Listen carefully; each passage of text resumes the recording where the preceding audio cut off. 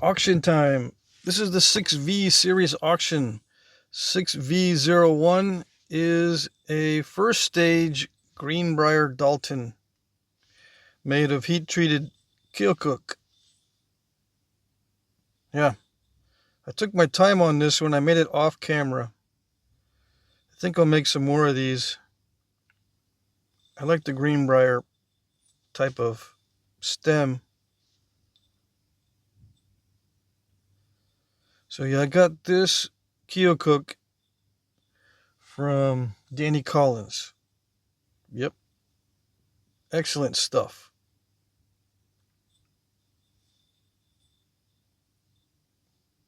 All right, so what are the measurements? Let's see.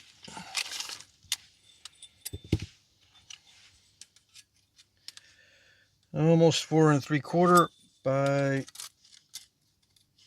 almost 1.5 inches. Let's just say, yeah, inch and like 7/16. Okay. Yeah, I took my time, sharpened it up with little bitty flakes so I don't mess up the flake pattern. I try to shoot all the flakes toward the middle to give it that nice convex look to it. Yeah, I'm going to make a bigger one.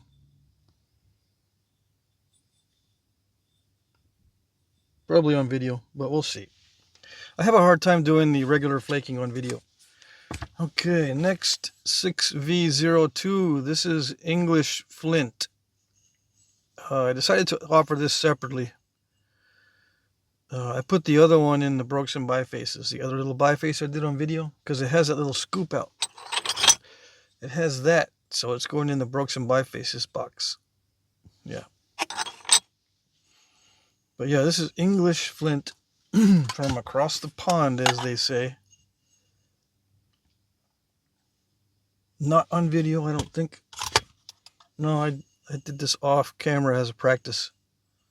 It is sharpened. I just picked it nice and straight. Well, I try to keep it straight and sharp. You can tell it's raw. It's very prickly, so to speak. Anyway, very interesting stuff. Not heat treated. It's raw. I will heat treat some of the English flint, but that's not heat treated. 6V03. This is raw English flint of a different sort than this one. This one is Norfolk. This one is, I can't remember the name. I still can't remember the name. I've tried to memorize the name of where this is from. This flint is from near the Thames River, and there's a name for the town or the area. I just keep forgetting. It's got the word blue in it, I think. Yeah. This one is translucent. See?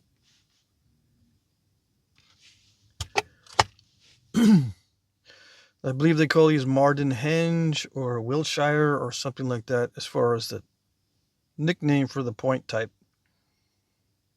It's a oblique arrowhead in the archaeological texts. And some of them have a squared off barb, and some of them are pointed barbs on one side. It's asymmetrical. It's got one long barb on one side.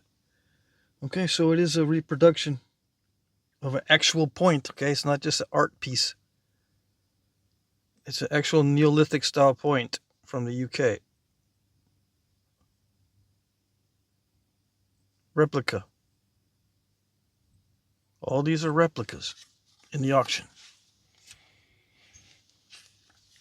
6V04. I made this off camera with Georgia Chert. This one is a Duran point. Duran points are not made from this chert because these are Southwest style points. But there is yellowish chert in the area where these are made. So it doesn't look out of place to have a yellow chert. But it's not the right kind of chert for this type of point. Just to let you know, okay? Just so you're aware. It is translucent.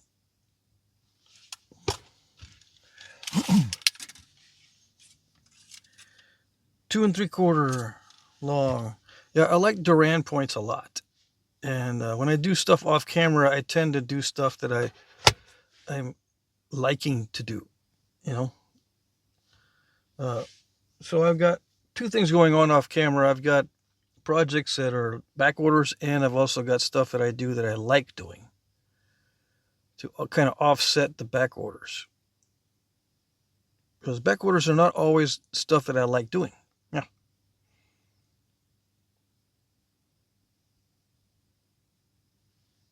Anyway, I think this style of point's interesting. All right.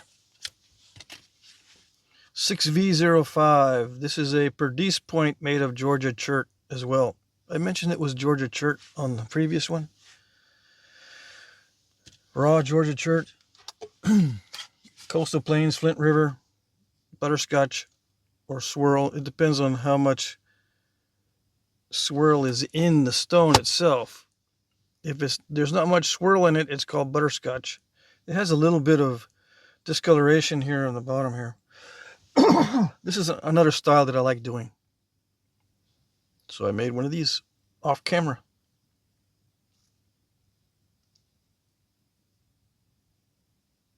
Perdice, right? I said Perdice point style reproduction. Yeah, this one is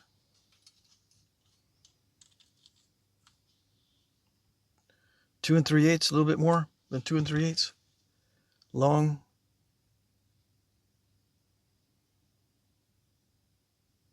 Yeah, I'm practicing with the Georgia chert I got. I got a couple of big boxes, so I need to practice. So I start doing those kind of things. All right. Last but not least, 6V06, a box of bifaces and various things, right? Bifaces and flakes and brokes. This is a big biface of Keokuk, heat-treated Keokuk. I was going to make something out of it, 7 5/8, but I decided I'm just going to sell it like a biface. Why? I don't know. Yeah. I'll let someone else work on this one.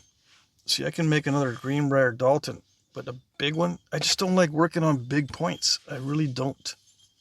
It's amazing, but no, I don't. I don't like working the big bifaces. I will do these on video so I can show you how it's done, right? But I normally don't work on these. I have some more of this stuff, so don't worry. I'll do more of this stuff on video.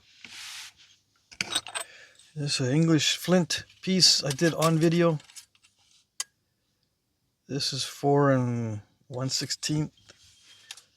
This one is almost 7 3/4. I think this is the 7 by 3 3/4. Yeah, 7 by 3. Okay, this is I forget who I get this obsidian from, but it's a bubbly. It's got bubbles in it. It's a biface that he made that I was going to nap on video, but I got some more like this, so I'm going to nap those other ones. This will give you a chance to nap some of this stuff that contains these little bubbles in it. 3 3/4. Banded obsidian flake. This stuff is very nice to run flakes on, but it's very snap and halfish. 5 inches. It's just a really long flake. You're not going to be able to get 5 inches out of it because it's curved, maybe 4 inches at the most. 3.5 probably. Just be aware. It does have a curve in it. Oh yeah, Keokuk flake to practice on, I guess, or make a little arrowhead. About 3 inches, 3 1/4. Again, this has got a little bit of warpage in it, so you might not be able to get the full 3/4, 3 1/4. But yeah, high grade. Both of these pieces are very high grade heat treated Keokuk. That's a blue glass flake. This is not slag glass, but it is waste glass that they throw away in big chunks.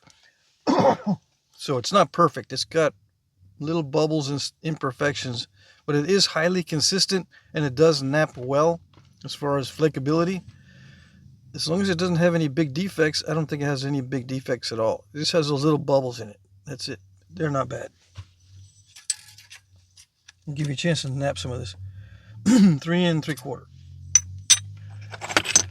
Okay, I napped some of this novaculite last night on video. This was one of the big flakes that came off of that big chunk, that big triangular chunk. And I whittled it down a little bit to take off the delicate areas so I could measure exactly what we got. 3.5, you get about 3.5 inches to work with. Very high grade. Again, this is from Danny Collins. High grade novaculite heat treat. Okay, this is a Clorox bottle bottom. Give you a chance to nap some Clorox bottle bottom glass. 3 3/4. Yeah, very straight. See that? Amazing. And the piece of English flint that broke on video. This one doesn't have any major issues now, since it broke on that natural seam that it had. This one is 3 1/8 inches by 2 1/4. Okay. English flint. This one is the stuff that you find near the Thames River. It's not the Norfolk type of flint. Okay. And there are many types of flint in the UK, so don't think there's only 2. Okay. All right.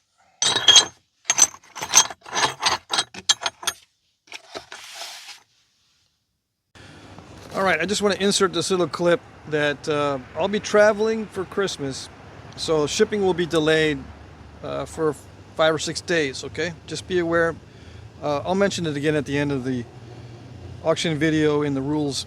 But yeah, I just want to insert this little clip that lets you know that shipping will be delayed for this particular auction, auction 6V, all right? Okay.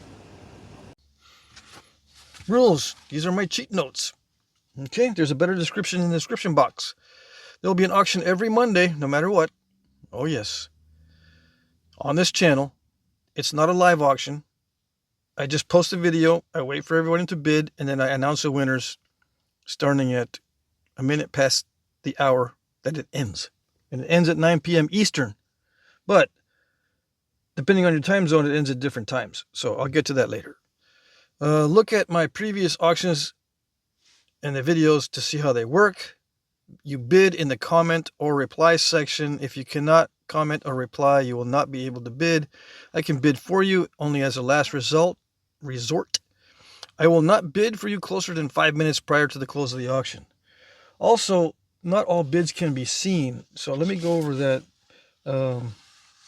As an issue with YouTube has glitches in it, and not everyone can see everyone's bids. So let me just read through more of this, and then I'll try to explain one solution that we've been working on for being able to see all the bids. Let's see.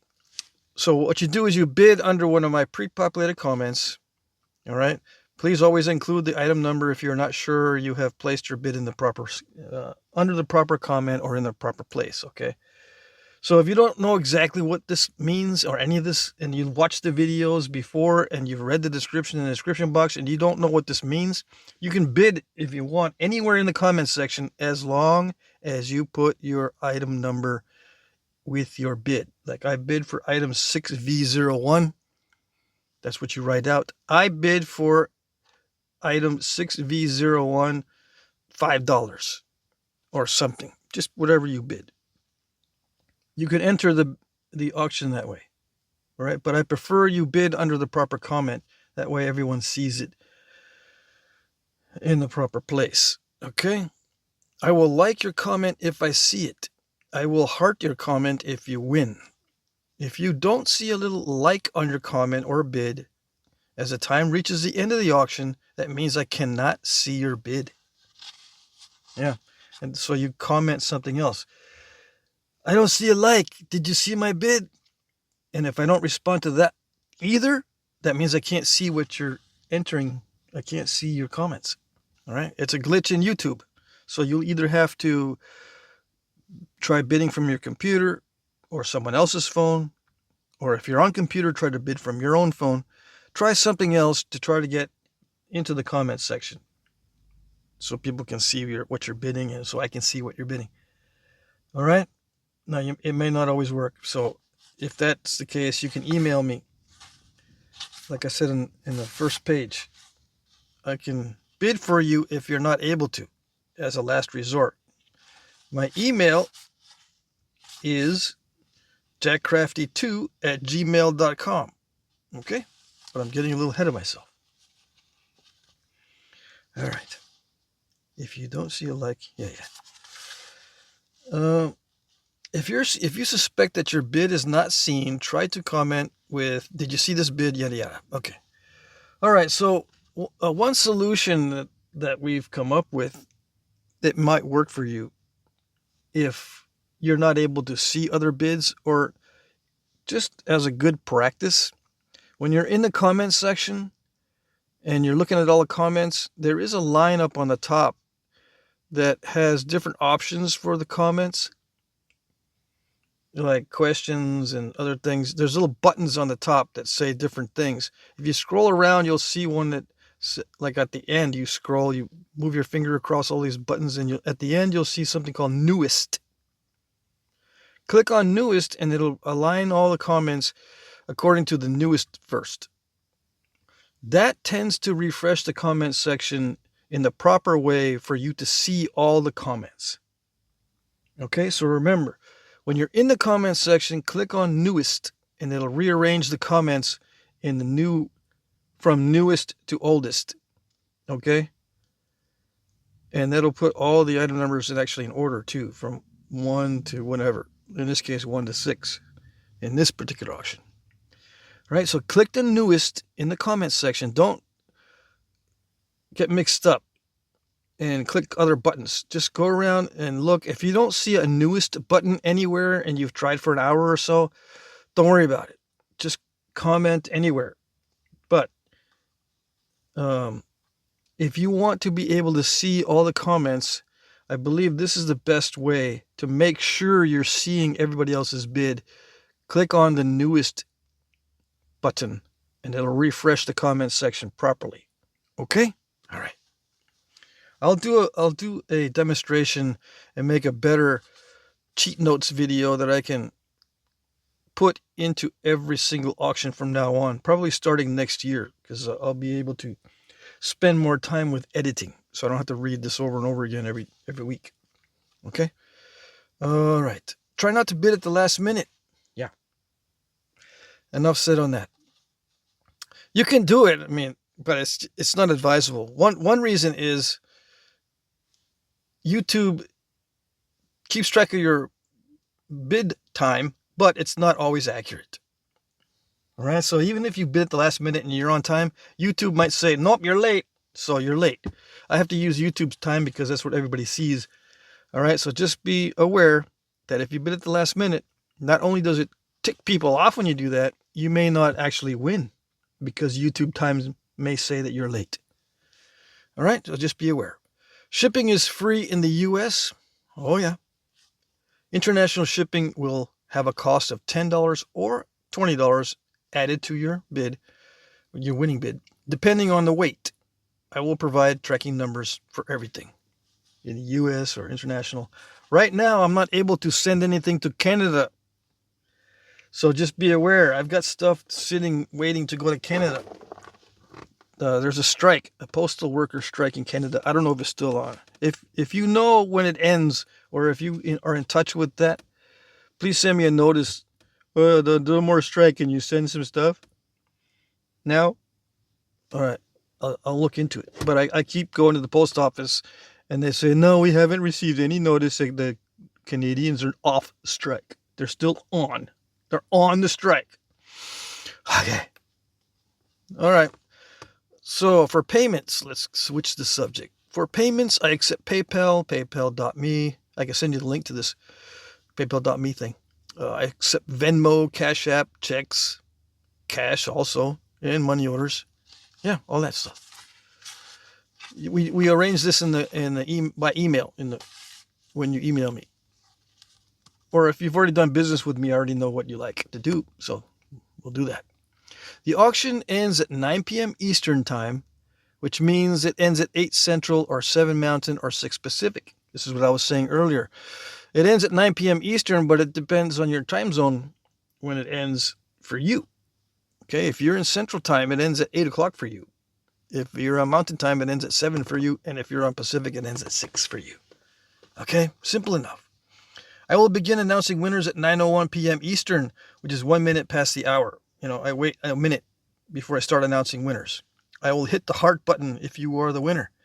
This is the only notification you will receive. Okay? Please keep an eye on your comments and bids. My email is jackcrafty2, the number 2, at gmail.com. If you are new, please email me your name and address if you win.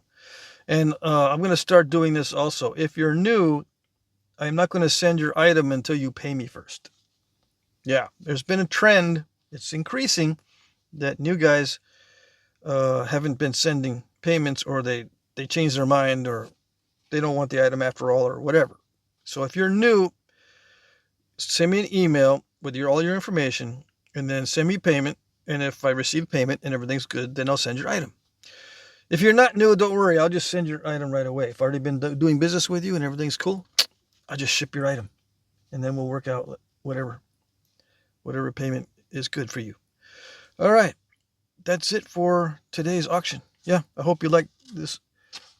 I hope you like the items this week. I didn't have much time to make big items. I just took some flakes and made some small items, basically. Yeah, I'll be traveling, so I think shipping will be delayed. In fact, I think all shipping will be delayed a week. For this particular auction, 6V, the items are going to be delayed maybe 5 or 6 days in shipping, because I'll be traveling. Okay, so I won't be able to get to the post office and ship them properly. Okay, I can bring all my shipping stuff on my trip, but last time I did that, I still wasn't able to make it to the post office in a timely manner. Okay, so I'm just going to delay everything until after I get back. Okay, for my trip. All right, so that's it, and good luck.